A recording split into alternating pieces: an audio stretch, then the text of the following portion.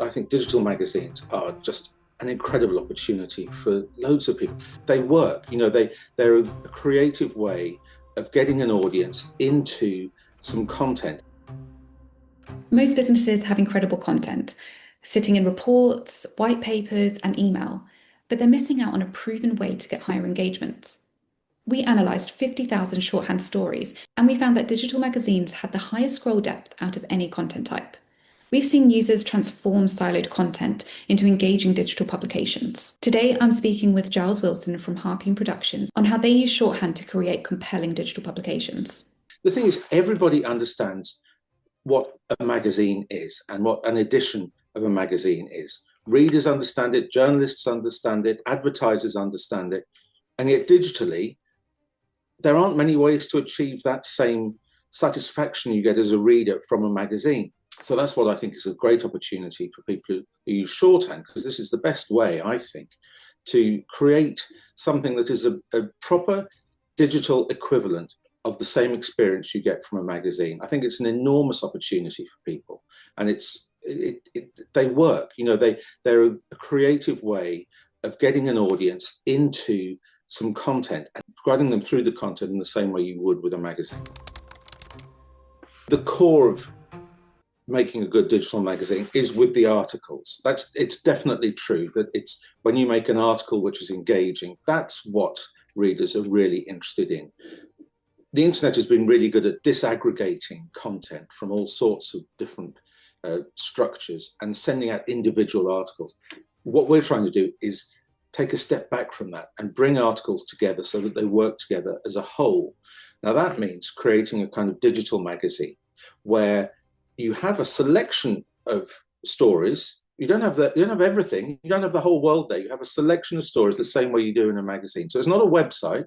This is a digital magazine. And what we do with that is we have a front page the same way you have a front page on a magazine with an impact cover. You have a dynamic contents page, and then we build a navigation on top of that, which enables the reader, probably on a phone, to be able to find any story within the magazine or to just easily go from one story to another. I mean, I get quite embarrassed for organizations when I see that they are putting out PDFs, because they're not suitable. In 5 or 10 years' time, people will not be looking at PDFs on their phone, not that they do now.